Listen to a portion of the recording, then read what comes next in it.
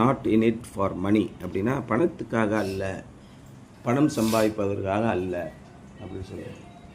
ஆனாலும் சுவிசேஷத்தை பிரசங்கிப்பதினாலே, சுவிசேஷத்தை பிரசங்கிக்கிறவர்களுக்கு அதனாலே பலன் உண்டு அப்படின்னு சொல்லி சொல்கிறாரு. இப்போ சுவிசேஷத்தை பிரசங்கிக்கிறவர்களுக்கு அதனாலே பலன் உண்டுன்னா, இப்போ சுவிசேஷ சாது சுந்தர் சிங் பிரசங்கித்தார், சீடர்கள் அத்தனை பேரும் பிரசங்கித்தார்கள், மிஷினரிகள் அத்தனை பேரும் பிரசங்கித்தார்கள். சாப்பாடு இல்லாமல், தூங்குறதுக்கு இடம் இல்லாமல், எந்த விதமான அடிப்படை வசதி கூட இல்லாமல் மிகப்பெரிய கொடுமையிலும் இருந்தாங்க. அந்தந்த பகுதி மக்கள் அவர்களை தேற்றினார்கள், அவர்களுக்கு தேவையானதை செய்து கொடுத்தார்கள். பிற்காலத்திலே பார்த்தீங்கன்னா அவர் 100 ஆண்டுகளுக்கு பின்னாடி பார்த்தீங்கன்னா மிகப்பெரிய சாம்ராஜ்யங்களை உருவாக்கினார். சுவிசேஷத்தினாலே தான் இவ்வளத்தையும் சாதித்தார்கள். ஆனால் பணத்துக்காக அவர்கள் போய் எதையும் சாதிக்கவில்லை. நல்லா புரிஞ்சுக்கணும், அவங்களுடைய நோக்கம் பணமாக இருக்கவில்லை. அதான் இன்றைய தலைப்பு, not in it for the money. 1 கொரிந்தியர் 9:18 என்ன சொல்லுது? What then is my profit? அப்போ இதனால் எனக்கு கிடைக்கும் ஆதாயம், பலன் என்ன? ஜஸ்ட் திஸ், இது மட்டும்தான். That in preaching the gospel I may offer it free of charge. சுவிசேஷத்தை பிரசங்கிக்கையில் அதை நான் இலவசமாக கொடுக்க வேண்டும் அப்படிங்கிறார். அப்போ என்ன சொல்ல வர்றாருன்னா, அதை பற்றி எனக்கு உண்டாயிருக்கிற அதிகாரத்தை முற்றிலும் செலுத்தாமல் கிறிஸ்துவின் சுவிசேஷத்தை செலவில்லாமல் இலவசமாக ஸ்தாபிப்பதே இந்த சுவிசேஷத்தை பிரசங்கிப்பது என்மேல் விழுந்த கடமையாக இருக்கிறது. ஒவ்வொரு கிறிஸ்தவனும் சுவிசேஷத்தை பிரசங்கிக்க வேண்டும். எப்படி பிரசங்கிக்க வேண்டும்? தெருவின் 4 முனையில் நின்று கொண்டு இயேசுவை பற்றி நீங்கள் உற்சாகமாக பேச வேண்டும். அப்படியா? வாக்கில் அல்ல செயலில் நன்றே, இயேசுவை வாழ்வோராய் காட்டுங்களே. இயேசு வாழ்கிறார் என்பதை உங்களுடைய வாழ்க்கையின் மூலமாக காட்டுங்கள். இயேசுவின் பிள்ளைகளாக வாழுங்கள்.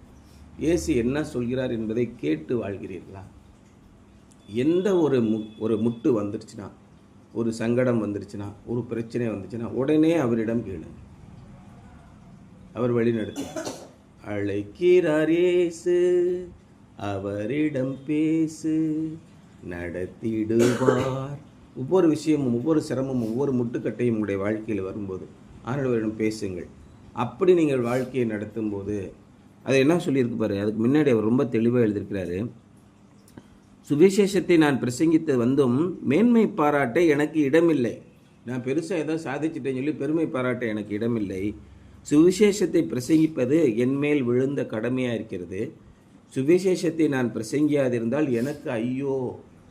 நான் எல்லாருக்கும் சொல்லிக் கொடுக்க வேண்டும். யாரெல்லாம் என்னிடத்தில் வந்து ஆலோசனை கேட்கிறார்களோ, நான் என்ன செய்வதென்று தெரியவில்லை என்று யாரெல்லாம் திணறி கொண்டிருக்கிறார்களோ அவர்களுக்கு இயேசுவை வழிகாட்டுவது. நான் இதே மாதிரி ஒரு சூழலில் இருந்தேன், தேவன் என்னை காப்பாற்றினார் என்று சொல்வது உங்களுடைய கடமை. அதான் சொல்கிறேன். that I may offer it free of charge and so not make use of my rights in preaching it. சுவிசேஷத்தை நான் பிரசங்கிப்பதினாலே எனக்கு உரிமை இருக்கிறது. நான் 5 ஸ்டார் ஹோட்டலை தங்குவேன், நான் இந்த காரில் தான் போவேன், நான் இங்கே தான் போயிருப்பேன், நான் இங்கே மினரல் வாட்டரில் தான் குளிப்பேன். இந்த கதையெல்லாம் கிடையாது. உனக்கு எந்த உரிமையும் கிடையாது. அது என்மேல் விழுந்த கடமையாக இருக்கிறது. நான் செய்ய வேண்டிய கடமை. இதற்காகவே நான் பிறந்திருக்கிறேன். உலகத் தோற்றத்திற்கு முன்பே உங்களை தேவன் தெரிந்தெடுத்திருக்கிறார். உங்கள் ஒவ்வொருவரையும் நீங்கள் எச்சரிக்கையாகவும் கவனமுமான ஒரு வாழ்க்கை வாழ வேண்டும். பொறுப்புள்ள ஒரு வாழ்க்கை. You have greater responsibility. மிகப்பெரிய பொறுப்பு உங்கள் தலையிலுமே இருக்கிறது. உங்களுடைய நண்பர்கள், உங்கள் கூட பழகிறவர்கள், அக்வைண்டன்சஸ், ஃப்ரெண்ட்ஸ், அறிமுகமானவர்கள், உங்களுடைய relatives, everybody is seeking you. உங்களை பார்த்து கொண்டே இருப்பார்கள். இவர்கள் என்ன விதமான வாழ்க்கையை வாழ்கிறார்கள். கொஞ்ச நாள் கழித்து வந்து கேட்பாங்க, இவரிடத்துல ஆலோசனை கேட்பார். அநேகர் என்னிடத்துல பேசிக்கொண்டே இருந்து கொஞ்ச நாள் கழித்து ஃபோன் பண்ணி கேட்பாங்க, சார் இந்த மாதிரி ஒரு விஷயம் இருக்குது, என்ன செய்யலாம்? சம்பந்தமே இல்லாதவர்கள் தமிழ்நாட்டில் ஏதோ ஒரு மூலையிலிருந்து, சார் உங்களை பற்றி நான் கேள்விப்பட்டேன், இந்த இதை எப்படி செய்கிறது கேட்குறாங்க. நேற்று ஒருத்தர் 1 மணி நேரம் ஆலோசனை கேட்டுக்கொண்டு. ஏன் அப்படி செய்கிறாங்க? They knew that we can give them a solution. உங்களுடைய வாழ்க்கையை நீங்கள் கிறிஸ்தவ வாழ்க்கை வாழும்போது, பொறுப்புள்ள வாழ்க்கை வாழும்போது அத்தனை பேருக்கும் தெரியும், மலை மேல் உள்ள பட்டணம் தம்பி, மலை மேல் உள்ள பட்டணம் அது மறைந்திருக்க மாட்டாது.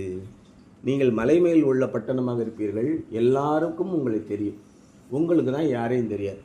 அவர்கள் உங்களை பார்த்து கொண்டே இருப்பார்கள். அவர்கள் என்ன விதமான ஒரு சத்தியத்தை பிரசங்கிக்கப் போகிறீர்கள் என்பதுதான் ரொம்ப முக்கியமான ஒரு விஷயம்.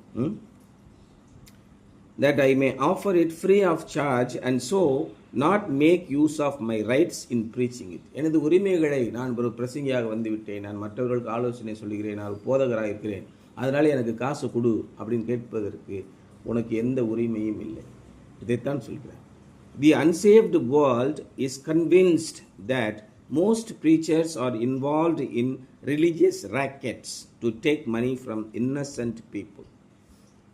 இந்த உலகத்திலே தேவனை ஏற்றுக்கொள்ளாத மக்கள், மாற்று மதத்தை சார்ந்தவர்கள் அல்லது தேவனை மறுப்பவர்கள் மிக தெளிவாக புரிந்து கொண்டார்கள். என்ன புரிந்து கொண்டிருக்கிறார்கள்?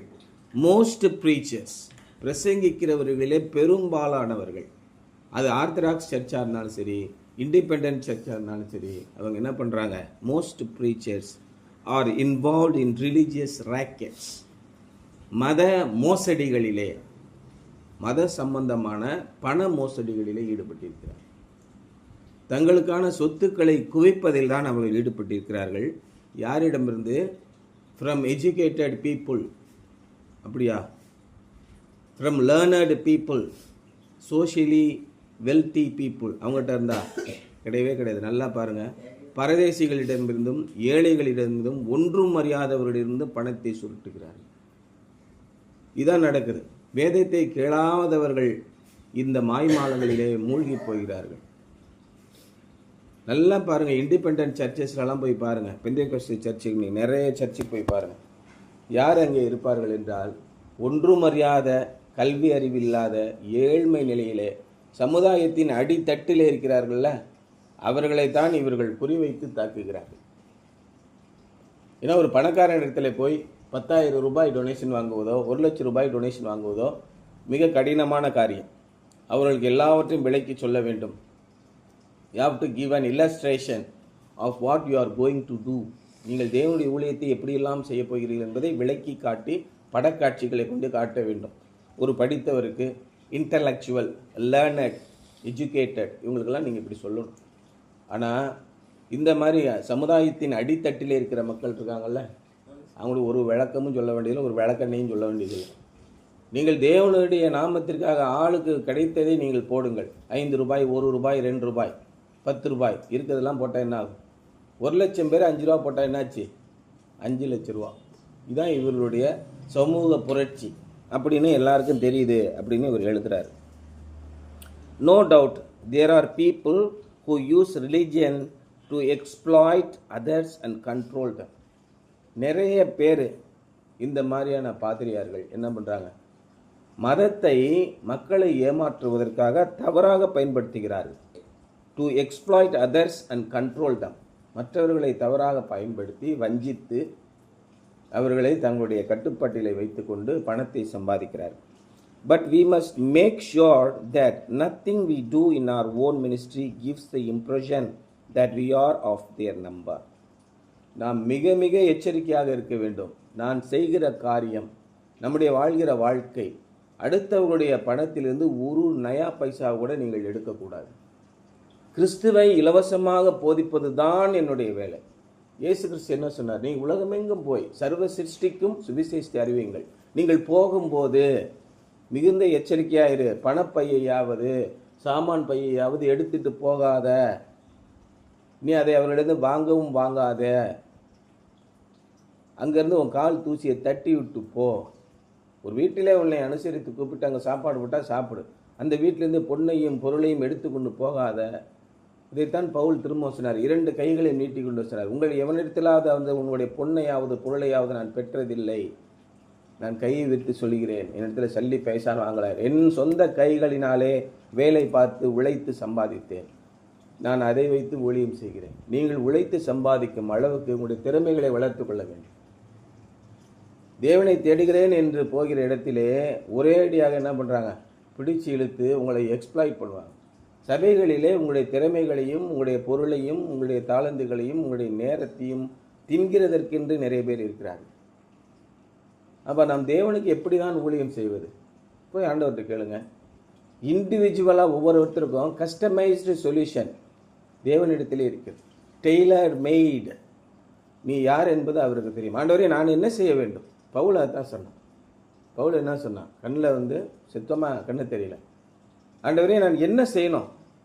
இப்படி ஒவ்வொருவரும் தனிப்பட்ட முறையிலே நீங்கள் கேட்கிறது. டெய்லர் மேடு சொல்யூஷன். அப்போ நீங்கள் என்ன செய்ய வேண்டும் என்பதை தேவன் சொல்லுவார். ஒரு ஊழியக்காரன் சொல்ல வேண்டியதில்லை, நான் சொல்ல வேண்டியதில்லை. உங்களுக்கென்ற திட்டம் தேவனிடத்தில் இருக்கிறது. நீங்கள் தேவனுக்கென்று, தேவனுடைய நாமத்தின் மகிமைக்கென்று வாழ வேண்டும். மிகச்சிறந்த அறிவுள்ளவர்களாக வாழ வேண்டும். மிகச்சிறந்த திறமை உள்ளவர்களாக வளர வேண்டும். ஒருவன் ஞானத்திலே குறைவுள்ளவனாக இருந்தால் சகலருக்கும் சம்பூர்ணமாய் தரக்கூடிய தேவனிடத்திலே போய் கேட்க கடமை. நீங்கள் போய் ஐஐடி காலேஜில் போய் படியுங்கள், உங்களுக்கு ஞானத்திலே குறைவுள்ளவன் எல்லா பேரும் எம்ஐடி காலேஜில் போய் படியுங்கள், என்ஐடி காலேஜில் போய் படியுங்கள் சொன்னாரா? சகலருக்கும் சம்பூர்ணமாக ஞானத்தை தரக்கூடியவர் தேவன். அவரிடத்திலே போய் கேட்க கடவுள் அப்படிங்கிறார். அப்போ but we must make sure that nothing we do in our own ministry gives the impression that we are of their numbers. நாமும் அவர்களோடு தான் சேர்ந்தவர்கள் என்பதை மக்களுக்கு அபிப்பிராயத்தை உண்டாக்காத அளவுக்கு நாம் மிக தெளிவான வாழ்க்கையை வாழ வேண்டும். ரொம்ப கிளியர் கட்டாக இருக்கணும். ஏன்னா நீங்கள் மலை மேல் உள்ள பட்டம். உப்பில்லாத பண்டம் எப்படி இருக்கும்? நீங்கள் இந்த உலகத்திற்கு உப்பாக இருக்கிறீர்கள். சுவைத்து பார்ப்பார்கள் உங்களை. சார் அவங்க அப்படி கிடையாது, நானும் எத்தனையோ கிறிஸ்தவங்களை பார்த்துருக்கேன், இவங்க கிடையவே கிடையாது, நீங்கள் தயவுசெய்து போய்ட்டுங்க, இந்த மாதிரி கிடையாது, இப்படி தெளிவாக சொல்வார். அந்த மாதிரி கிளியர் கட்டாக நீங்கள் டிஃபைன் பண்ணுங்கள், உங்களை டிஃபைன் பண்ணுங்கள். A wrong attitude toward money has hindered the gospel from the earliest days of church. பணத்தை குறித்த ஒரு தவறான மனப்பாங்கு இன்றைக்கு வந்துவிட்டது. இன்றைக்கு சபைகள் அத்தனையும் 99.9% சபைகள் அனைத்தையும் என்ன பண்ணுறாங்க? They make budget. இதுக்கு இவ்வளோ செலவாகும், இதுக்கு இவ்வளோ செலவாகும், இதுக்கு செலவாகும் என்ற அளவுக்கு வந்து விட்டார்கள். பணத்தை எப்படி வசூலிப்பது, என்னென்ன திட்டங்களை போடுவது. நிர்வாகத்தில் இருக்கிறவர்களுக்கு விசுவாசம் இல்லாத நிர்வாகிகள் இருக்கிறார். வேற வழியே இல்லை. 10,000 பேர் கொண்ட ஒரு சபையில் 5 பேர் தான் உண்மையான விசுவாசி இருக்கான். நிர்வாகிகள் 250 பேர் தேவைப்படுது. இந்த 5 பேர் எப்படி 250 பேரை திருப்திப்படுத்த முடியும்? விசுவாசம் இல்லாத நிர்வாகிகள் தான் போட வேண்டிய கட்டாய சூழ்நிலை வந்துடுச்சு. அப்போ எப்படி தவறான பாதையிலே சபைகள் போகும்? வேறு வழியே இல்லை. என்னங்க பண்ணுறது? அவன் தான் இருக்கான், திருடன் தான் போட வேண்டியிருக்கு, என்ன பண்ணுறது? அதுக்கு ரூல்ஸ் ஃப்ரேம் பண்ணு, ஃபாலோ பண்ணு. எல்லாருக்குமே தெரியுது. மந்தையை தப்ப விடாத ஓநாய்கள் வந்துவிட்டன, ஒன்றுமே பண்ண முடியாது.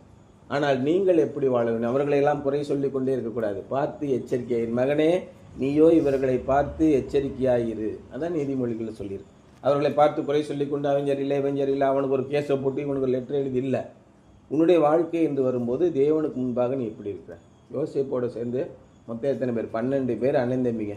அது இல்லாமல் சகோதர சகோதரிகள் நிறைய பேர் உண்டு இல்லையா? ஆனால் இவன் ஒருவன் மாத்திரம் தேவனுக்கு உண்மையுள்ளவனாக இருந்தான். யோசனை பண்ணி பாருங்க. தாவீதுடைய சகோதரர்கள் அத்தனை பேர் இருந்தாங்க, இவன் மாத்திரம் தேவனிடத்திலே பிரியமுள்ளவனாக இருந்தான். அப்போ இந்த சபையில் நம்ம நிறைய பேர் இருக்கலாம், உங்கள் கூட பழகிறவங்க நிறைய பேர் இருக்கலாம். யூத் ஃபெல்லோஷிப்பில் 50 பேர் உட்காரலாம். எத்தனை பேர் தேவனுக்கு பிரியமுள்ளவர்களாக உண்மையாக தேவனை தேடுகிறவர்களாக இருக்கிறீர்கள்? இன்க்ளூடிங் அந்த போதகம் பண்ணுறவர். அதுக்கு சம்மந்தமே இல்லை. அவர் போதகம் பண்ணி நாளைக்கு போய் சோதனைகளை சிக்கி ஒன்றுமில்லாமல் போகலாம். அதற்காக நீங்கள் அவரை பின்பற்றினேன், நான் அழிந்து பண்ணி சொல்லக்கூடாது. உங்களை யார் அவரை பின்பற்ற சொல்ல? நீங்கள் கிறிஸ்துவையை பின்பற்ற வேண்டும். அப்போ என்ன சொல்கிறாரு? A wrong attitude toward money has hindered the gospel from the earliest day of the church. Simon the magician thought he could buy the gift of the Holy Spirit with money. அப்போ சீமோன் என்ற அந்த மாயக்காரன் என்ன பண்ணா? மாயஜாலம் பண்ணுறவன் பேதுருவின் இடத்துல இந்த வித்தைகளை எல்லாம் எனக்கு கற்றுக்கொள்ளுங்கள், நான் இந்த ஏரியாவில் நான் வித்தை பண்ணிக்கிட்டு இருக்கேன் அப்படின்னு சொல்கிறான். இன்றைக்கி அநேக போதகர்கள் என்ன பண்ணுறாங்க? கேமராலாம் வச்சுக்கோங்க, எல்லாம் ரெடி பண்ணிக்கோங்க, வீடியோ எடுத்துங்க. இப்போ பாருங்கள், அற்புதம் நடக்கும். ஊனமுள்ள ஒருத்தன் எந்திரிச்சு நடப்பான் பாருங்கள், கண்ணு இல்லாதவன் பேசுவான் பாருங்கள், வாயில்லாமல் பேசுவான் பாருங்கள், எல்லாம் ஒரு மேஜிக் காட்டிக்கிட்டு இருக்கான். இந்த மேஜிக்லாம் தேவையே இல்லை. அது முதற்கொண்டு அவர்களிடத்தில் அநேக அற்புதங்களை அவர் செய்யவில்லை. ஏன்னா இயேசு கிறிஸ்து நிறைய அற்புதங்களை செய்தார். இயேசு கிறிஸ்து அற்புதங்களை செய்து சாப்பாடுலாம் 5000 பேருக்கு 4000 பேருக்கு போட்டவொன்னே என்ன பண்ணிட்டானுவான்? பின்னாடி 10,000 பேர், இன்றைக்கி வாடா மாப்பிள்ள, இன்றைக்கி மத்தியானம் ஒரு சோறு இருக்குது, செம்ம டேஸ்ட்டாக இருக்கும். அற்புதத்தில் சோத்தை போடுவார். நம்ம போய் தின்னுட்டு கொளுத்து போய் அடுத்து என்ன அற்புதம் பண்ணலான்னு பார்க்கலாம், வேடிக்கை பார்க்கலாம். ஒரு வித்தைக்காரனாக தான் பார்த்தாங்க. சாம்சன் தேவனுடைய பலத்தினாலே மிகப்பெரிய சக்தி வாய்ந்த ஒரு நியாயாதிபதியாக இருந்தான். ஆனால் அவனை என்ன பண்ணாங்க, பாலஸ்தீனிய மக்கள் என்ன பண்ணாங்க, அவனை வித்தைக்காரனாக தான் பார்த்தாங்க. தேவனுடைய ஆவி அவனிடத்தில் இருக்கிறது என்பதை அவர்கள் அறியாமல் போனார். இயேசு கிறிஸ்துவிடத்திலே தேவனுடைய ஆவி இருக்கிறது என்பதை அவர்கள் அறியாமலே போனார். அவரை வித்தைக்காரனாக தான் பார்த்தாங்க. இன்றைக்கி அநேக பெந்தேகோஸ்தே ஊழியக்காரர்கள் அற்புதங்களை செய்து கொண்டிருக்கிறார்கள். அப்படின்னு ஊதி பிசாசி துரத்தி விட்டேன்னு பார்த்தீங்களா, எத்தனை ஆவி தெரிச்சிருச்சு. அற்புதங்களை பாருங்கள், அதை கேமராவில் ரெக்கார்டிங் பண்ணி போடுறாங்க. இந்த அற்புதங்கள்லாம் தேவன் தேவையே இல்லை. நீங்கள் இதை காட்டி மயக்குகிறீங்களா? இது தேவையில்லை அப்படின்னு இவர் எழுதுகிறாரு. Simon the magician thought he could buy the gift of the Holy Spirit with money. Ananias and Sapphira loved money more than the truth and God killed them. அனனியாவும் சப்பீராலும் தங்களுடைய வீட்டையும் ஆஸ்தியும் விற்று கொண்டு எல்லாவற்றையும் சீடருடைய பாதத்திலே வைத்தார்கள். இருந்தாலும் ஒரு பகுதியை எடுத்து தங்களுக்கென்று வைத்து கொண்டார்கள். நீ முழுவதையுமே வைத்திருக்கலாமே, உன்னுடையது தானே. அதான் பேதர்பிக்கிறான். ஏன்பா இதில் உங்களுக்கு என்ன இருக்குது? உங்களுடைய சொத்து, உங்களுடைய வீடு, உங்களுடைய ஆஸ்தி. நான் யாரும் உங்களை விற்று கொண்டு வைக்க சொன்னேன்னா? ஆனால் தேவனிடத்திலே ஒரு விசுவாசமாயிராமல் ஒரு பகுதியை மாத்திரம் வஞ்சித்து வைப்பது என்ன? உலகத்திலே நீங்கள் ஞானம் உள்ளவர்களாக இருக்கிறீர்கள். தன்னுடைய ஆண்மையை பறைசாற்றுகிறாராம் அப்படின்னு சொல்லுவான்ல இந்த வடிவேல் ஜோக்கில். அதனால புத்திசாலித்தனமாக பிழைத்துக் கொள்கிறாராம். ஒரு பகுதியை மட்டும் தனக்கென்று வைத்துக்கொண்டு, ஒருவேளை இந்த வித்தைகள் எல்லாம் பலிக்கவில்லை என்றால் நாம் இப்படி பழித்துக் கொள்ளலாம். 2 இதில் நீங்கள் இருமனம் உள்ளவர்களாய் இருக்கிறவன் தேவனிடத்திலிருந்து எதையாவது பெற்றுக்கொள்ளலாம் என்று நினையாதிருப்பானாக என்று யாக்கோபு 1ஆம் அதிகாரத்தில் இருக்கு இல்லையா? இருமனம் உள்ளவன் எப்படி இருக்கிறான்? காற்றினாலே அலையுண்டோடுகிற மேகத்தை போல் இருக்கிறான். அவன் தேவனிடத்திலிருந்து எதையாவது பெற்றுக்கொள்ளலாம் என்று நினையாதிருப்பானாக. Complete surrender. முற்றிலும் தேவனை எப்பொழுது நீ விசுவாசிக்கிறாயோ அப்பொழுதுதான் தேவன் அற்புதங்களை செய்வான் இல்லையா? தேவனிடத்திலே போய், ஆண்டவரே இந்த ஸ்பான்சர் எனக்கு செய்கிறேன்னு சொன்னார், செய்யவே இல்லை, அவர் எப்படியாவது செய்ய வைங்க என்று ஜெபிக்கிறது உங்களுடைய வேலை இல்லை. ஆண்டவரே என்னுடைய வேலைகளை செய்வதற்கு நீர் என்ன நினைத்திருக்கிறோ அதை செய்யும். இவர்களனா அவன் தேவன் நமக்காக செய்வதை எவனும் தடுத்து நிறுத்த முடியும். இதுதான் ரொம்ப முக்கியமான ஒரு விஷயம். உங்களுக்கு என்று தேவன் எதை நியமித்திருக்கிறாரோ அதுதான் கிடைக்கும். முழுமையாக அவருடைய பாதத்திலே சரணாகதி அடைந்து அவரிடத்திலே கேளுங்கள். இன்று நமக்கு கஷ்டமாக தோன்றுகிற பல காரியங்கள் எதிர்காலத்திலே நன்மைக்கு ஏதுவாக இருக்கும். தேவன் தமக்கு பயந்தவர்களுக்கு நடப்பிக்கிற எல்லாமே சகலமும் நன்மைக்கு ஏதுவாகவே இருக்கிறது அப்படின்னு வேதவசனம் சொல்லுது. அப்போ நீங்கள் பணத்தை தேடி ஓடாதீர்கள். For 18 years doctor H.A. Ironside served as pastor of Moody Church in Chicago. சிகாகோவில் இருக்கிற மூடி சர்ச்சில் 18 ஆண்டுகள் H.A. Ironside அப்படிங்கிற ஒருத்தர் இருந்தார். இரும்பு பக்கம் ஐன்சைடு தான், எப்படி பேர் இருக்கு பாரு. The first time I heard him announce an offering, he said, "We ask God's people to give generously." முதன்முறையாக அவர் காணிக்கை கொடுக்கும்படியாக அறிவிப்பு செய்த போது நான் காதில் விழுந்தது என்னவென்றால், "We ask God's people to give generously." தேவனுடைய மக்களே, நீங்கள் எல்லாரும் தாராளமாய் கொடுக்க வேண்டும் என்று கேட்டுக்கொள்கிறேன் அப்படின்னு சொன்னார்.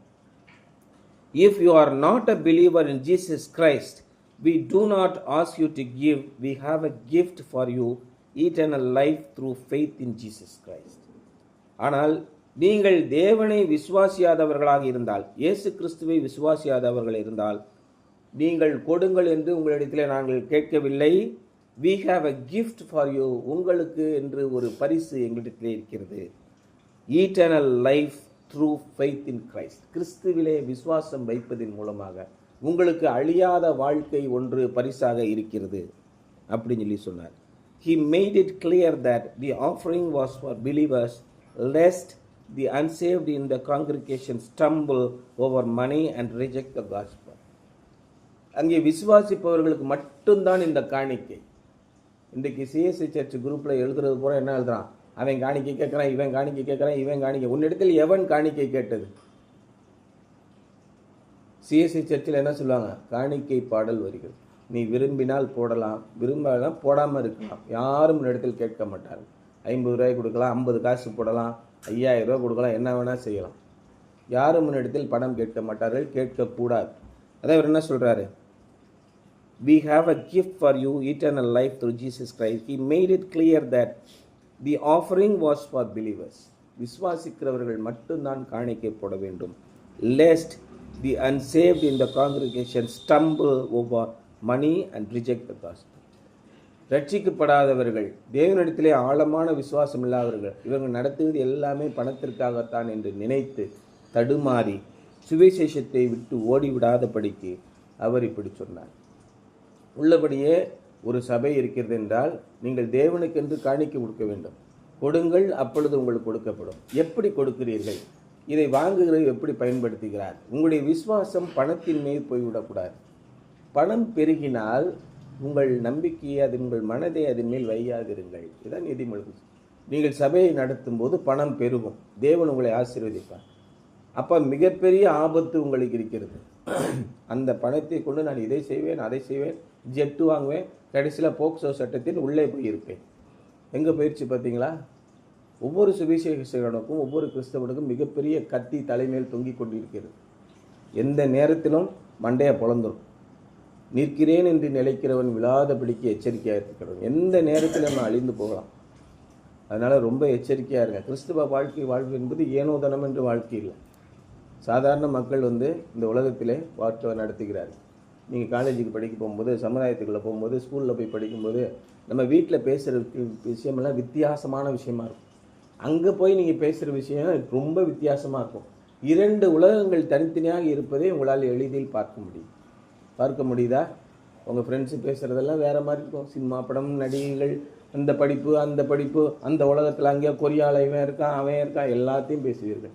பைபிளில் இது எதுவுமே இருக்காது. வித்தியாசமான ரட்சிப்பு, நேர்மையான வாழ்க்கை, களவு செய்யக்கூடாது, பொருளாக செய்யக்கூடாது. என்னடா பேசிங் பண்ணிகிட்டு இருக்கீங்க? வேறு வித்தியாசமாக இருக்குது. இங்கே செவ்வாய் கிரகத்தில் இருக்க மாதிரி இருக்குது, இங்கே புதன் கிரகத்தில் இருக்க மாதிரி வித்தியாசமாக இருக்கும். இருவேறு உலகங்களில் நீங்கள் வசித்து கொண்டிருக்கிறீர்கள். நல்ல இந்த வித்தியாசம் தெரியும். தேவனுடைய வாழ்க்கை என்பது எப்படி இருக்கிறது, உலக வாழ்க்கை என்பது எப்படி இருக்கிறது என்று நல்லா தெரியும். அது ரொம்ப யோசனை பண்ணி பாருங்கள். ஆகவே பணம் உங்களுக்கு கிடைத்தால், உங்களுடைய நம்பிக்கையை நீங்கள் பணத்தின் மீது வைத்தால், அல்லது பணத்தை கொண்டு என்னால் எல்லாவற்றையும் வாங்கிவிட முடியும் என்று நீங்கள் நினைத்தால் மாட்டிக்கிட்டீங்க. Something to ponder today. How can money propel the cause of the gospel? How can it become a hindrance? பணம் எப்படி தேவனுடைய சுவிசேஷத்தை விரைவாக கொண்டு செல்ல உதவி செய்யும்? அதே நேரத்திலே பணம் எப்படி தேவனுடைய சுவிசேஷத்தை அறிவிப்பதற்கு ஒரு தடைகளாக இருக்க முடியும்? எல்லாரும் பணத்தை பின்னாடி ஓடிப்படுவோம். காசு கிடச்சிச்சின்னா பணமோ எல்லாவற்றிற்கும் உதவும் அப்படின்னு நீதிமொழிகள் இருக்குது. பரிதானம் கொடுத்தா என்ன ஆகும்? பணம் கொடுத்தோன்னா எல்லா பேரையும் சம்மதிக்க பண்ணிடலாம். ஒருத்தரும் அதான் இங்கே தமிழில் நடைமுறை உலக வழக்கில் ஒரு பழமொழி வருது. Every man has a price. Every man has a price அப்படின்னு ஒரு பழமொழி. ஒவ்வொரு மனுஷனுக்கும் ஒவ்வொரு விலை. ஒருத்தன் பிளாட்டு கேட்பான், ஒருத்தன் பணம் கேட்பான், ஒருத்தன் சரக்கு கேட்பான், ஒருத்தனுக்கு ஒரு பொம்பளை கேட்பான், ஏதோ ஒன்று கேட்பான். Every man has a price. பரிதானம் கொடுப்பதினாலே பரிதானம் கொடுப்பதினாலே அதிகாரியும் சம்மதிக்க பண்ணலாம் அப்படின்னு சொல்லி பழமொழியில் இருக்குது, நீதிமொழிகளில் இருக்குது. அப்போ பணத்தை கொடுத்து எல்லாத்தையும் சம்மதிக்கலாம், பண்ணலாம், நல்லா தெரிஞ்சுக்கிட்டு அதே மாதிரி சுவிசேஷத்தையும் பிரசங்கிக்கலாம் அப்படின்னு உலக மக்கள் நினைக்கிறார்கள். அப்போ அந்த காலத்தில் மிஷினரிகளை பசியும் பட்டினியுமாக இருந்தால், ரொம்ப கொடூரமான பசி. 1960 1975 வரைக்கும் பஞ்சம், பசி, பட்டினி அதிகம். திருமண மண்டபங்களிலே பிச்சைக்காரர்கள் அமர்ந்திருப்பார்கள். வெளியில் தூக்கி போடுகிற எச்ச இலைகளை நக்கி சாப்பிடுவார்கள். அந்த மாதிரி கொடுமையான பசி. அப்பொழுது மிஷினரிமார்கள் கோதுமைகளை கொண்டு அநேகருக்கு இலவசமாக விநியோகித்தார்கள். ரொட்டி துண்டு கொடுத்தாங்க, பிரெட்டு கொடுத்தாங்க. உடனே இவங்க என்ன சொல்கிறாங்க, எதிராளிகள், சோத்தை போட்டு மக்களை எல்லாம் கிறிஸ்தவங்களை மாற்றிட்டாங்க அப்படின்னு சொன்னாங்க. இன்றைக்கி சோத்தை போட்டு என்ன மாற்ற முடியுமா? இல்லை. கந்தல் ஆடைகள், சாப்பாட்டுக்கே வழியில், ட்ரெஸ் எப்படி இருக்கும்?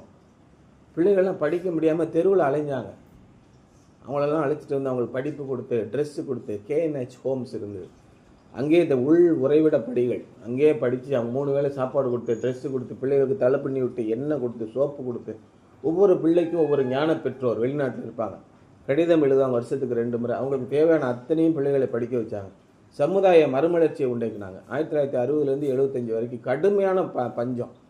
உலகமே மாறினது காரணம் என்னன்னு கேட்டிங்கன்னா, மிகப்பெரிய பாடசாலைகள், கல்லூரிகள், மருத்துவமனைகள் எல்லாத்தையும் நிறுவினாங்க. தொழிற்கூடங்களை அமைத்தாங்க. இந்த இடத்துல கூட இருக்கு பாரு, அன்னை தெரசா ITIன்னு இருக்கும் பாரு 4 ரோட்டில். அத்தனை பேர்கள் தொழில் முனைவோர்களாக உருவாக்கினார்கள். செயின்ட் ஜோசப் ITI, அன்னை தெரசா ITI, இப்படி நிறைய தொழிற்கூடங்கள், கல்வி சாலைகள், மருத்துவமனைகள் எல்லாத்தையும் அமைச்சாங்க. டெய்லரிங்க்கு நிறைய டெய்லரிங் கற்றுக் கொடுத்தாங்க. நிறையா லட்சக்கணக்கான பேர். அவங்களாம் போய் ட்ரெஸ்ஸு இப்படி தைக்கணும், இந்த மாதிரி தொழில் முறைங்க எல்லாம் ட்ரெஸ்ஸு தைங்க, எல்லாத்தையும் கற்றுக் கொடுத்தாங்க. அப்போல்லாம் துணி கூட கிடையாது. இப்போ ஃபேப்ரிக் நீங்கள் கடையில் வாங்கிடுறீங்களா? ஃபேப்ரிக்லாம் கிடையாது. எங்கள் ஸ்கூலில் நான் படிக்கும்போதே நெசவு அப்படின்னு ஒரு பயிற்சி கூடம் இருக்கும். அங்கே 4 நெசவு மிஷின் இருக்கும். மாணவர்கள் நெசவு பயில்வாங்க. நெசவுகளை கற்றுக்கொண்டு துணி நெய்கிறது எப்படி, நூல்லேருந்து நூலை எப்படி பஞ்சிலிருந்து உருவாக்குவது எல்லாமே சொல்லி கொடுத்தாங்க மிஷினரிகள். மிகப்பெரிய சமுதாய மறுமலர்ச்சியை கொடுத்தாங்க. அவ்வளவும் செஞ்சு சமுதாயத்தை மாற்றி முடித்தாங்க. நம்ம இன்று சுகமாய் வாழ்ந்து கொண்டு தேவனை ஏற்க மறுக்கிறோம். பணத்தாலே எல்லாவற்றையும் சாதித்து விட முடியும் என்று நினைக்கிறோம். ஒன்றும் பண்ண முடியாது. தேவனுடைய நாமத்தினாலே பண்ண முடியும். பணம் தேவனுடைய ஊழியத்திற்கும் உங்களுடைய வாழ்க்கைக்கும் இடரலாக இருக்க முடியும். எல்லாம் புரிஞ்சுக்கணும். உங்களுடைய சொந்த வாழ்க்கைக்கு பணம் இடரலாக இருக்க முடியும். நீங்கள் பணத்தினாலே எல்லாத்தையும் சாதிச்சிடலாம் நீங்கள் நினைக்கலாம். ஒன்றுமே முடியாது அப்படிங்கிறது தான் இன்றைய சிந்தனை. மிகுந்த எச்சரிக்கை உள்ளவர்களாக இருப்போம்.